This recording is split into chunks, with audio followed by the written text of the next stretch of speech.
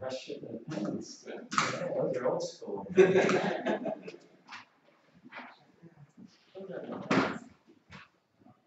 going to call meeting order. Roll call. Bocall, Present. Melanie Mobley, Present. Ray Cruz, Commissioner Cruz is traveling, so he won't be here. Scott Morris. Here. Dave Richard. And Commissioner Richard did let me know he wouldn't be here. Okay. Approval of the minutes of the regular meeting of May 27, 2015. How much of that approval? Maybe I wasn't here last week, so maybe the second, or last one. Alright. This Yeah, is yes. I'll say. All in favor? Aye. Opposed? None opposed? Any public comments? None. Review of financial reports. So for the month of May, the Housing Authority had a $66,000 net profit, which is about what we'd like to see. I mean, it's a lot more than we budgeted, but it's kind of the kind of month that you want to have in an agency this size, where you put away some money and be kind of situated in tougher times. So I'm not going to say that I expect that every month, but that's the ideal amount when it's about the size. We can pull $60,000 a month, we're doing okay. In the two other programs in the public housing and Section 8 program, the public housing program had a $30,000 net loss, and the Section 8 program had had a $30,000 net loss. The public Section 8 program had a $97,000 net profit.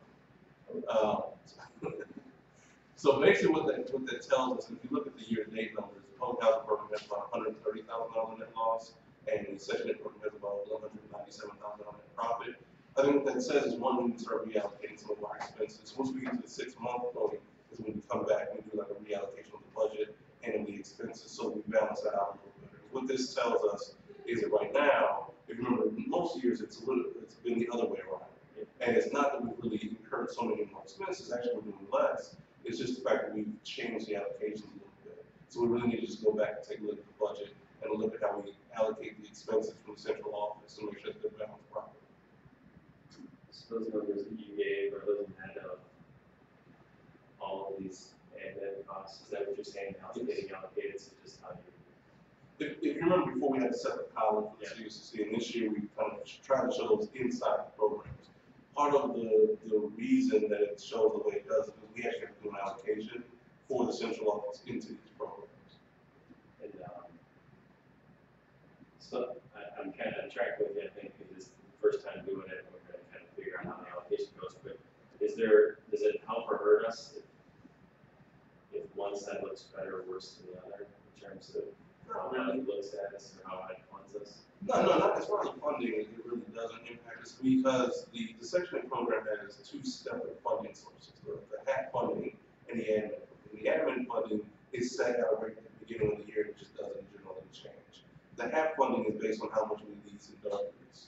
But for the most part, the way this works, the public housing program should show a profit because it actually, when scoring comes in at the end of the year, it is scored on its financial performance very heavily. So we don't want to, I guess that's you at least want to break even there because it does look a little bit worse when you're scoring if you have a loss in that program. And especially when you're sitting in a situation where you have one program that clearly is not probably getting enough expenses and another program that's probably taking too much. Historically, we've charged more expenses to the public housing program. It's just the nature of how we're staffed and how we've operated. But if you notice now, we're doing more project-based voucher deals. We're in the Francis Ministries project. We're doing a lot more administratively on the Section 8 side. So it's probably fair to say that a lot more of our admin expenses actually do relate to that program. Are there any other questions? Any questions on this bill?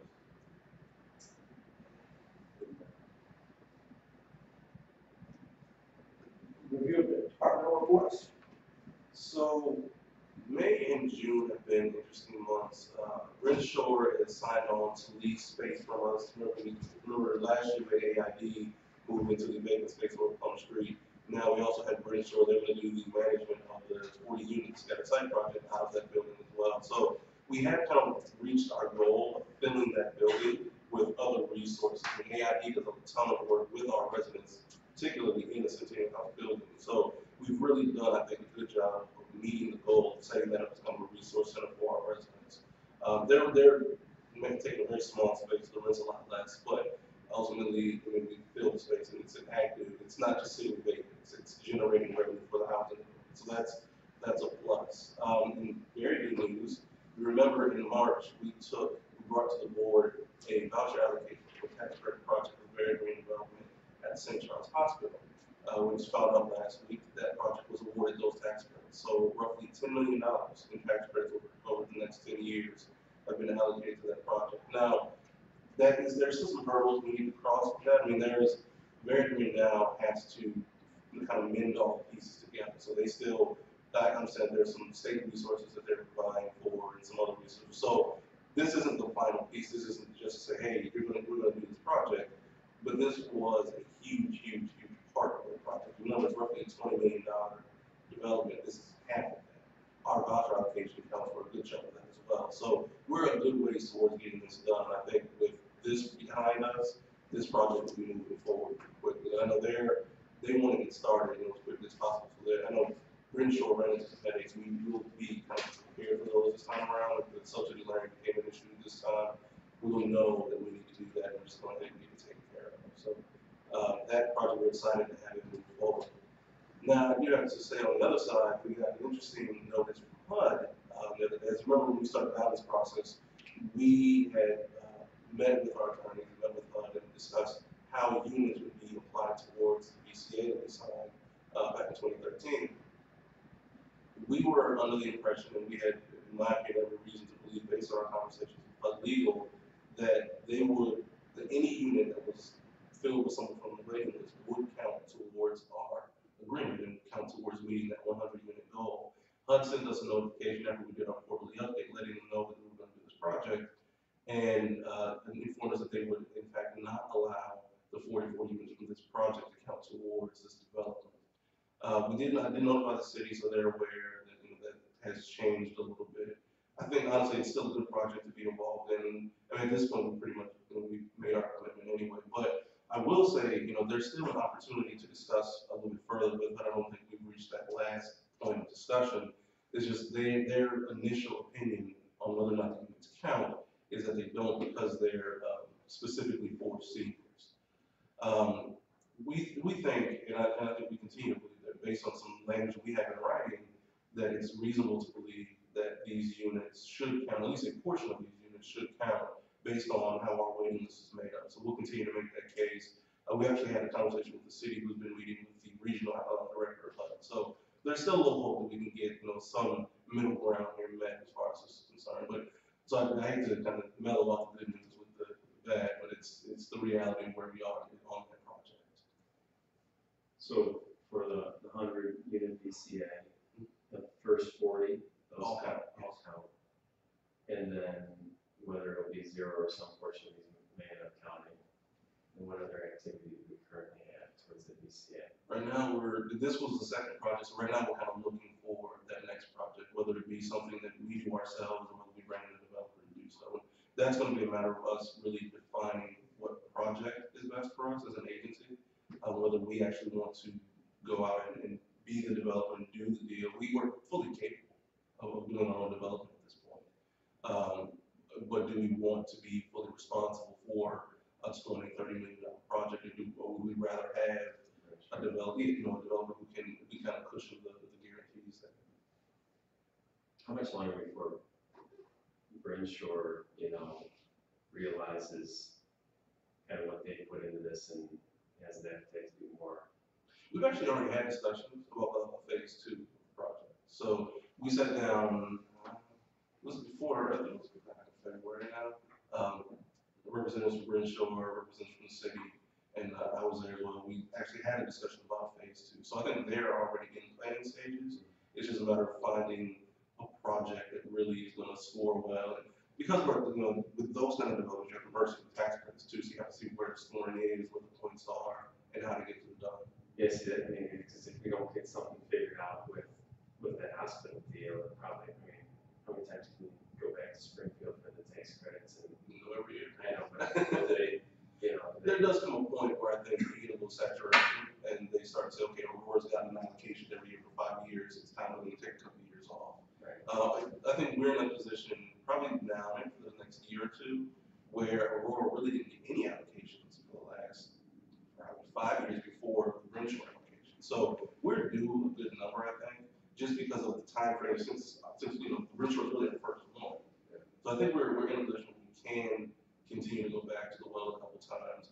I would say if, you know, if we get to the point where we're at, you know, say 50 units, and we're, you know, we're getting to a point where I does not allocate us any more tax rates, and we think that's the case, I think that's an ideal opportunity for the housing authority itself to say, fine, we'll develop these with HUD resources, with our development company, and just do it ourselves, where we're out buying single family homes or duplexes or small apartments in our own community, and or doing new development on vacant land that might exist. So I think we're in a position now where we can still kind of work with developers if we want to. And if we decide to, we can go and do something ourselves. If not, we can also, you know, just kind of wait it out and do it ourselves later. I mean, we still have a lot of options as far as what we can do as an agency. So when you said that you thought that we had some grounds to kind of fight back with HUD, I mean, where does that all stand? Right now, I mean, Pete and I had a conference call, I think it was last week or the week before, regarding this topic. And HUD sent back an opinion letter saying this is what we believe. We went, you know, talked, Rick and I talked, we think that there's still an opportunity with Antonio Aurora as regional director to really kind of lean on him a little bit more about what language was actually, you know, provided to us and what information was shared. So I think we need to just kind of circle back now with all of the information that we kind of put out there, stuff the city has, stuff the housing authority has, stuff that our attorneys have, and see if we can put together another really strong argument for why a portion of these units should count.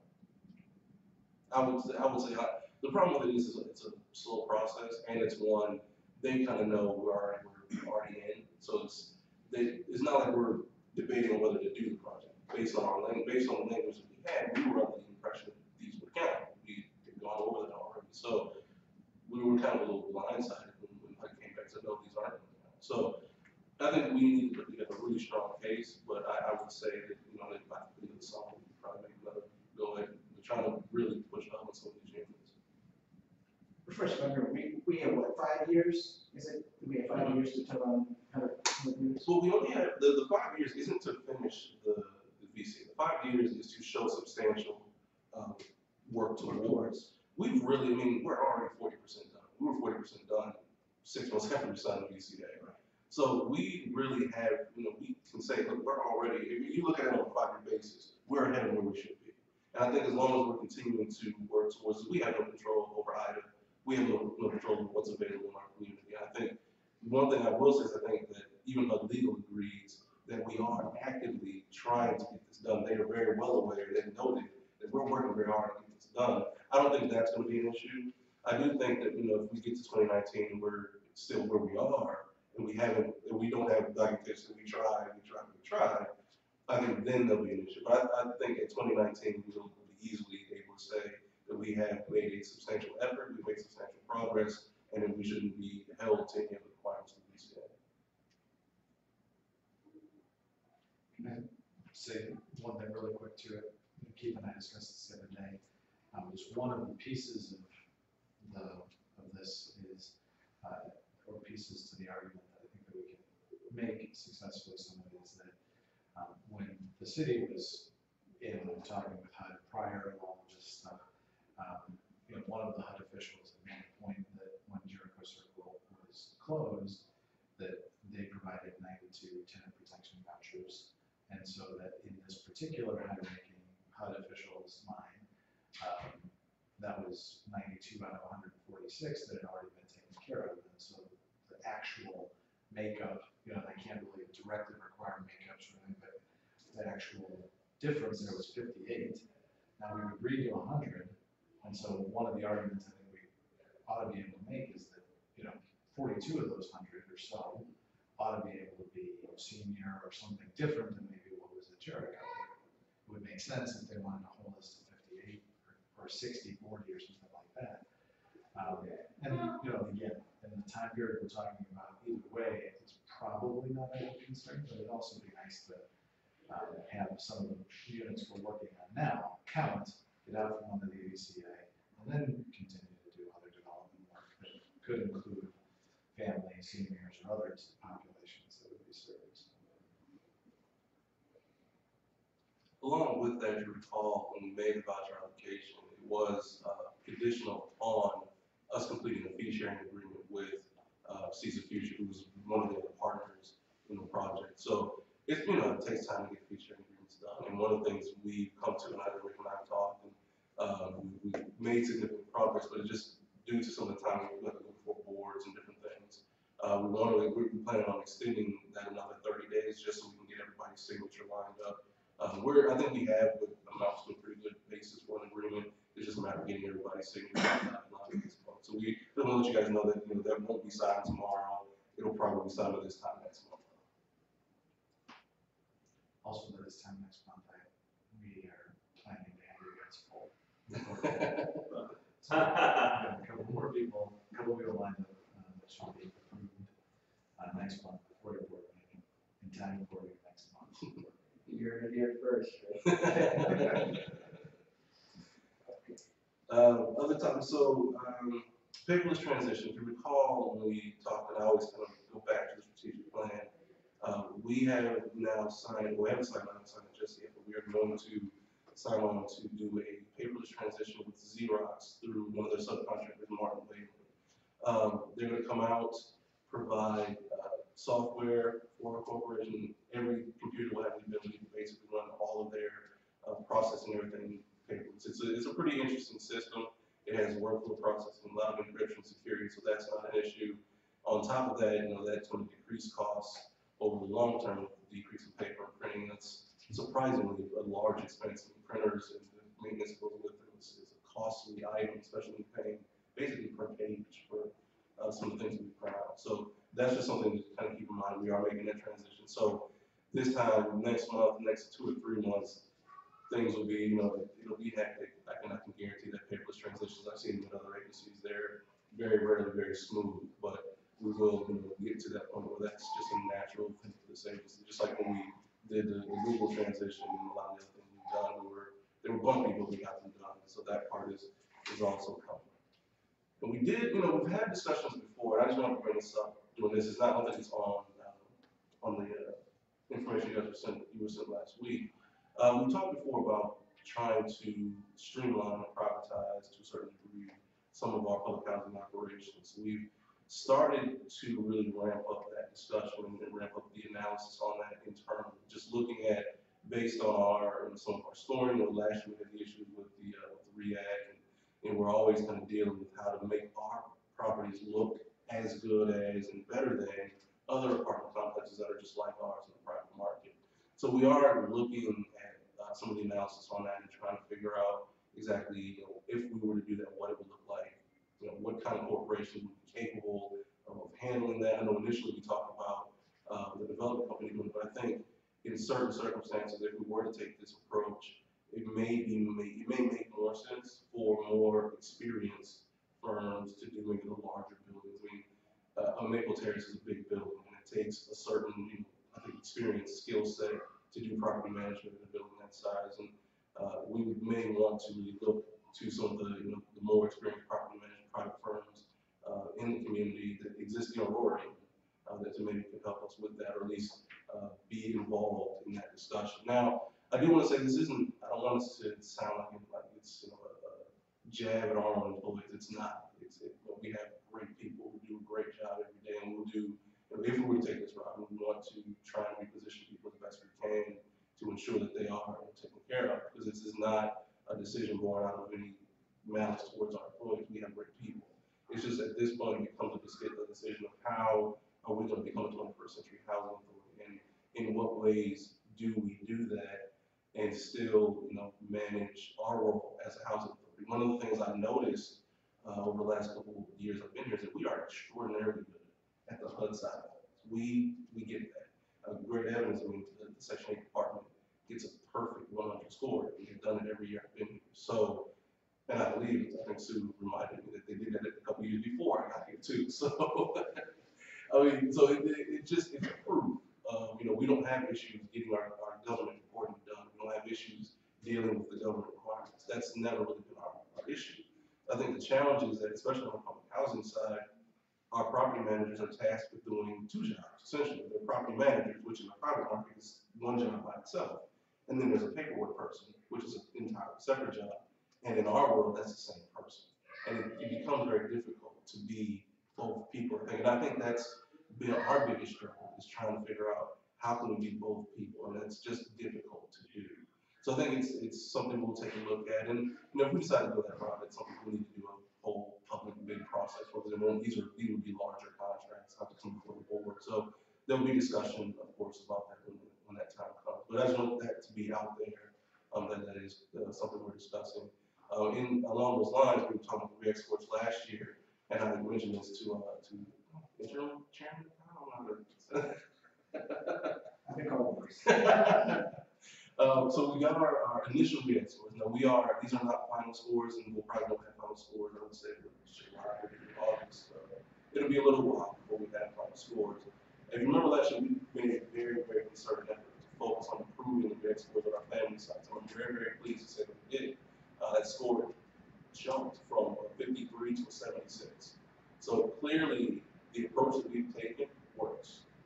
Of course, I keep having to balance out the news. So last year's score at our high-rise sites, at our apartment sites, was an 82. Part of the reason we scored an 82 is because HUD didn't score us. I wasn't aware of that until recently. They did the inspection, but they never updated the score because they changed the rules during the inspection period. Because of that, we scored an 82. When they actually did the inspection and scored it this year, we received a similar score of 46. So it's a similar score to the score that we got last year on our family sites. So now, same process will take place, and we'll get that score. I have every confidence now, knowing that the process that we have works, it's successful, and we know how to do it, that we'll be able to improve that score next year. We'll have 270 or 280 scores, and that problem will be solved. So it's not an ideal world. We had obviously hope for better, but I think knowing that the low score we had last year, we addressed it, and it came up right at the very next inspection, which is a lot more promising. And I really didn't expect it to jump as much. I thought it would be more gradual ride. So it's good to know that we can do that, and I don't have any doubts that we'll be able to do the same on our house. So that's just something that I think the board needs to know, is that we did have that now. Where are the major gaps there? So, last year it was a lot of the exterior stuff. We had a lot of smaller interior things that added up. This year it seems like, I will say that this is going to sound like defending the score, but the inspector, from what I understand, I was on an inspection, our maintenance on the inspection, but the inspector actually went to our family site and got frustrated because he couldn't find anything to knock down point-wise. HUD sent me an email and asked, because the score jumped so much higher, and asked, did the inspector actually do a good job, or did the housing authority do a significant amount of work to improve the score? So, I think part of what happened is that we got kind of frustrated with the family sites. When we went to the apartment sites, you had to hit some something. Now, the things that he did as far as we can see seem to be legitimate items. There, one of the things that comes up a lot is that it's considered a tripping hazard if the sidewalk is, I think, more than an inch different, in two pieces. Those kinds of things have happened where and those have changed at a really high point violations now. So those have happened. Some of those, we got a lot of exit light issues. I remember the battery was out. But those are emergency items, so they have to, those that have to be addressed. Even if they just gone out that morning, it was out. There were a couple, these are the items we're kind of working on. Fire extinguishers were missing, and so the fire department already come in and told us we didn't have them there. So that's a big thing I think we'll be able to appeal and improve our score, because especially in those houses, there are areas where there are hooks for them, which aren't public areas. So having fire extinguishers inserted in the public areas isn't beneficial. So the fire department told me to keep them there to remove them. So we'll work with those kind of items. It really isn't. We didn't have the interior unit kind of stuff. It's not that. It's mostly public area and exterior items. So you can go back and read and argue your point about the fire extinguishers and your. We have, points. yeah, absolutely. We have 30 days for the final score date, which I believe is the 13th or so of this month. We're already pretty much through gathering information now, just compiling it all and sending out the response. It wouldn't surprise me. They're not going to get all the points back, but I would expect us to get a decent amount of those points back, just on the items that, especially when we have a fire department document that says, look, you don't need these fire, there's really no reason to score that. So there's some stuff we'll get back, some we won't. But like I said, I think now that we know our process works, even though we probably won't get all those points back next year, the problem people's fault. I don't think I always dislike, and I was explaining this to Sheriff Powell earlier, is I wish that they could score us more often. Because the problem is we live with the score for a year, even though we may address the problems right away. That's always it's kind of a negative thing. People look at that and say, oh, you have these terrible scores, but we address the problems in one score. So that's a big challenge, is that we don't get scored as often as I wish we did, but that's the nature. That's gonna be my next question. Do they, with the things that supposedly are, hazardous and especially, in case of emergency, like the exit signs and maybe even the public areas with the concrete being uneven, do they give you amount of time, hey, you gotta get that fixed, or So you'll get fined or something? certain items are we required to, like if it's considered a health and safety item, we're required to fix it in 24 hours. And we always do, and we always have to document that we prepare those. So your emergency exit lights, any fire extinguishers, we dealt with those instantly. Some of the other items that may be, if there's a leak in the wall, that's not necessarily a health and safety part of it. Now we have already, the first thing we do in our process, now we've got the red stores, we go through that list and make work for every single thing on there, and then we go address it. And then we follow up after that with our special projects that they inspect every unit and pick a list of everything that needs fixed. We have 2 maintenance guys going behind that and constantly are in contact with all those units. So our process starts at this point, and we'll get all of those things that we restored, violated, or repaired, and then we'll go through every single unit, both family sites and any apartment sites, and really tie down, the items that were problematic. One of the other issues, and we dealt with this last year, we deal with it pretty much every year, is egress, which is basically ability for people to get out in an emergency. One of our properties, and we've actually set aside a decent chunk of capital money this year for is our Indian Trail property. The property has an older electrical system, and it doesn't support central air. It doesn't support any kind of internal air conditioning system. So the residents, rightfully so, in summertime, they put up an air conditioner. But the air conditioner counts as an egress method because now it's blocking the window, which is an exit. So there are certain things that are larger that we need to take care of so that those just don't become stored issues in the future. Egress, especially at a site like Indian Trail without air conditioning, every year you're gonna have that problem. We do the best we can to tell people, hey, take that out for the inspection. But the reality is, if the inspection's on a hot day, they're gonna be in there. We really hope sometimes for 60-degree inspection day, it just doesn't happen that often. So now it's like you're on your own, make sure you get it done, but the inspectors and reacts not, they're not coming back. Yeah, they won't be back to next year. Wow, okay. Yeah, again, if we got it more often, it'd be easier to show, look, we've dealt with this, we continue to take care of it, but that's just their policy. Just then, how does the city have anything to do with inspection? Is it the same time, It's a different time, it's usually in the summer. It goes year round, cities year round, and sometimes they coincide, sometimes they kind of conflict. And a lot of the stuff that the city address that, plus a lot more other stuff, so. Yeah, when our units, and I think this is something I think a lot of people aren't aware of, our units are inspected at a minimum 2 times a year. Now that we have the process, they're inspected 3, sometimes 4 times a year. So we're in those units, and other people are in those units a decent amount. The city's inspecting their units that are for sometimes different requirements, but they're still very thorough. We get items that we need to repair on those as well. Anything else? Any other questions? And Maria is on vacation. She's hanging out in Mexico, which I'm a little jealous. But are there any questions on the public housing report? And let me know, we've tried to simplify the department reports a little bit. I know there used to be a lot of information. If you want more information, let me know, we can maybe do some supplemental. I just don't want you guys to carry around 50-page board reports, so this can get a little cumbersome at times.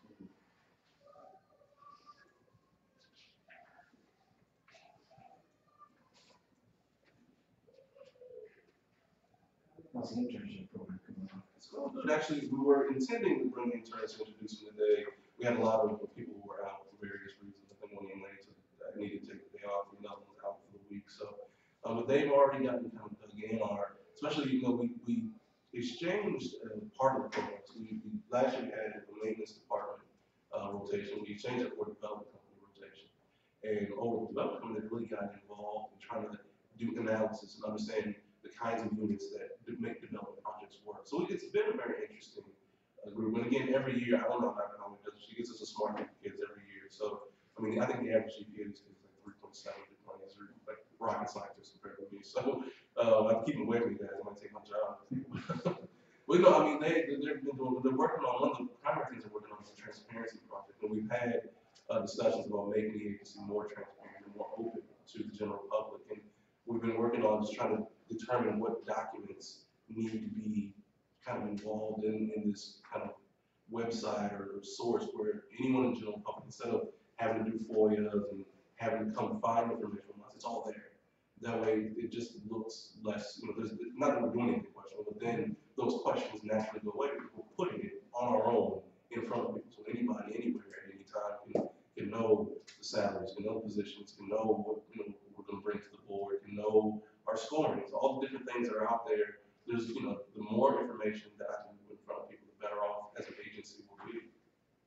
That's a major project. They're doing that. They are working on the development project. They will be bringing presentations, just like they did last year to the board. We'll give them an opportunity to kind of get in front of the board and just kind of learn how to work through presentations and get some feedback on that too. The academic dinner, next celebration next month, are those, they've obviously, I think they were identified but not named, is that right? I don't think we named them last. We didn't know until about 2 weeks ago. Okay. When we finalized. We do have 5 the students named now. There are 2 residents, and they're all obviously from Aurora, East, West. I think East. All the students from East to West Aurora High School. So it's I think it's a good group. Again, Are these kids that graduate high school or in high school? they're One's in college. seniors and one in That's college. what I was trying to understand, kind of the mix of the ages. Yeah, we didn't want to limit to just high school seniors or just college. So we let basically anybody who's either in college or going to college, in the fall, apply. And we got some really awesome. One young lady has a 4.37 GPA. So it's a great group of kids. Good universities represented. I think it's something that Awesome. as an agency we can be proud of, and as a city too. I think this is something that even the city can be. These are phenomenal students. The things they want to do is quite. Was it biochemistry? There's someone wants to be a surgeon. There's emergency room. This is a very diverse group and a very well educated, and I think it'll be an excellent group. Yeah, I think it's great. I know you gave Champ, I think you said it's Champ's idea, Mm-hmm. On our website, on our, social media, in the newspaper, we should be promoting. I was just gonna say that, we've got all the media outlets, some of their beacon and. We sent them all invitations, and we'll continue to kind of badge them and get them back to make sure that they show what we do from there. We finally updated, it's on the front page of our website now. We created, Megan, I can't take it because I don't know how social media works, but Megan created a Facebook page where she does our Twitter updates. So and we're consistently trying to get that message out. And we're gonna need it might not be a bad idea to set aside $2 to do an actual advertisement in the meeting that says, look, this is coming, this is what we're doing, this is why we're doing it. Even I've seen sponsored articles on the online version. So anything we can do, I think we will continue to kind of push. I think July will be early July is kind of a push month for trying to get more people aware. Yeah, and then I'm thinking that needs to have, like a picture of all the recipients and. We actually just got approved for the programs, and it's just a 2-side thing on the back. It's got everyone's name, the picture of their university logo. So and each student's going to get an opportunity. We're not going to do like a blanket where we just say, hey, here's scholarship. We're actually give it, talk about each applicant and give them an opportunity to kind of really be recognized individually too. July 17th. 24. Yeah. So whether you have questions on the program. Only thing, for the internships, so are they around, are they staying in their place of study, or do they get to know? They rotate through all the departments. So right now, I think they started in one. I think Friday is rotation day. So Monday they'll each go to a new department and get functional, and they do get real applicable skills. We don't just tell them to kind of follow people around. Remember last year we had Alex and Sheldon, and they actually worked in the departments. Alex came came back and when Sue was down, a person filled in and did research and met with them. They're not just getting, you know, this kind of overview, they're actually involved in how we work and learning what we do.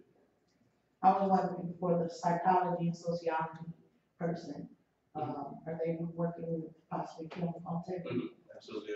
They get to work with Kim, they work with Maria, they get to sit with our residents and do a lot of, I think those two wanted mostly to get involved with the residents and do like the resident council meetings. And so they'll get an opportunity to really see and be involved in those processes. Okay. Sue? Okay, for the month of May for the Housing Choice Voucher Program, we had 143 research that we were working on. We completed 61 annual reexaminations, 39 interim rent adjustments. We reissued 23 families vouchers. Those were families porting in and families that were here moving. We sent 11 families to other housing authorities. We completed 9 lease-ups, 10 initial inspections, 49 annual inspections, 25 re-inspections. We had 7 terminations, 3 were deceased, 1 voluntarily left the program, and 2 were poured out, and 1 became self-sufficient. And we have right now a total of 807 vouchers leased. And we also absorbed 7 VASH vouchers from Cook County. Those were the veterans vouchers. I failed to put that on my report. And then we've had, I think, 5 others that have come in from Hines that we've issued. So we've got like 12 right now. Any questions?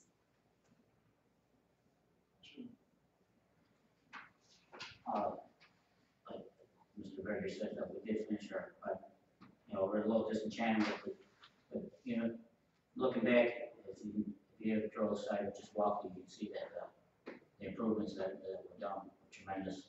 As far as like the exit lights, and even we got things for some doors and stuff like that. We did actually check every one several times. So what we're gonna do, because what we did lots of times is just replace a battery. We're actually changing out a lot of our old fixtures, so this way, you know, instead of just changing the battery, we'll have new. And same thing with the hardware and some of the doors and stuff, we're gonna upgrade some of the, so this way it'll handle better. Because a lot of the stuff that, you know, happens in the common areas, you know, it's usually visitors that come and stuff like that. And we try to walk the hallways and catch it, but sometimes we don't, you know.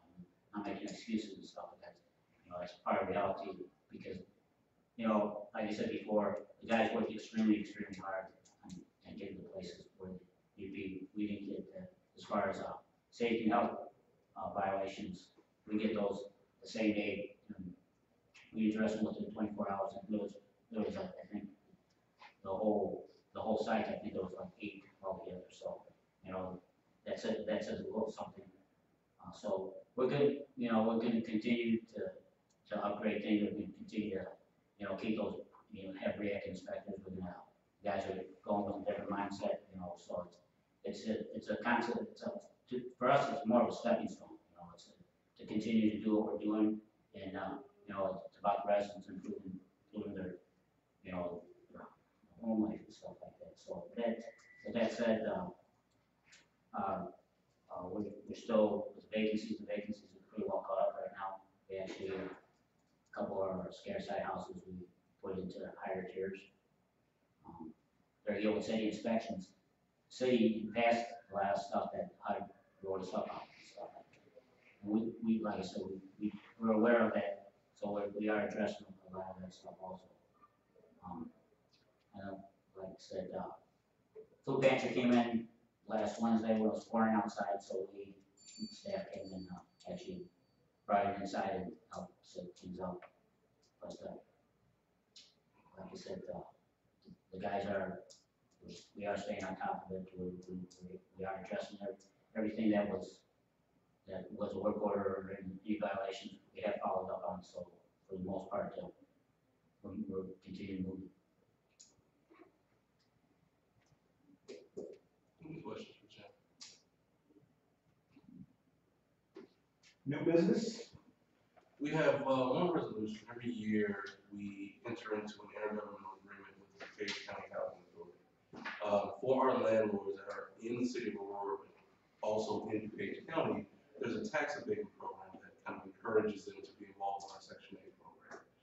Every year we have to re-sign that agreement between the two agencies because they have to sign an agreement with the county every year to ensure that these landlords are continue to be eligible for the tax abatement. Essentially, it decreases the tax bill by a percentage. I'm not honestly sure how much, but it does allow a lot of our residents who live in that area opportunities that probably wouldn't exist if this wasn't available. Because when you really think about what a landlord can charge in Page County versus maybe what they would get or what they would get from a client if they weren't doing Section 8, having the ability to lower tax bill actually makes it financially feasible. So this is just each year we have to bring this to the board for approval.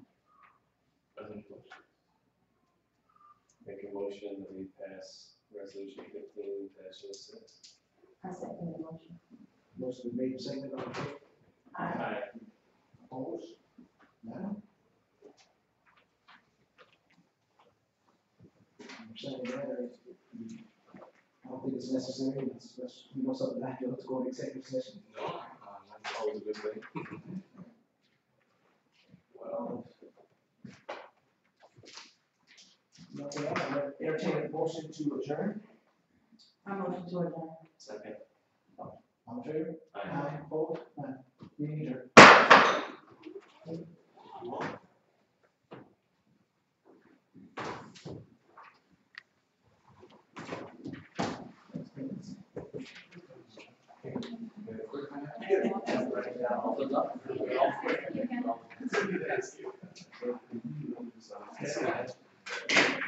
We should have copies of both.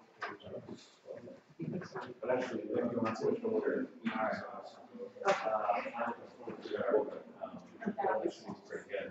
Yeah, I'm up in my brother's in town, and so I'm gonna take it there. It's when they come back, so it'll depend. Yeah. Oh. Yeah, what's your name? So yeah, he said like Monday's Friday, and this thing is Friday. It goes Monday. Yeah. Okay, good. Monday, yeah, so it'd be Tuesday, Wednesday, Thursday, work. All right. Maybe, yeah. maybe Fine. Oh, that's you. Okay, all right, thanks, man. I'll talk to you soon. No, these two the same, just a copy. It's okay. Yes. Did you see the article? Chief Brown? About the, You know Michael Turner, you hear this? Yeah. I meant to say, and I just got off track, which I do sometimes. If your house is shut up 10 times, there's a problem in your house. It might be something you might want to look at. Maybe doing something about grandfather's bed. You might want to do something to turn around, yeah. Yeah, and you know what, again, that's okay. I mean, that's right, one time, and so on. Usually with a police involved, that's the type of thing, and of course, Bueller, I'm sure you know, Bueller, you just have to ignore her. Just, But you guys get along. I like it. But I I'm saying, like to sit back and listen and look, and I'm like, really, okay. I get along. And I don't know, most of the people,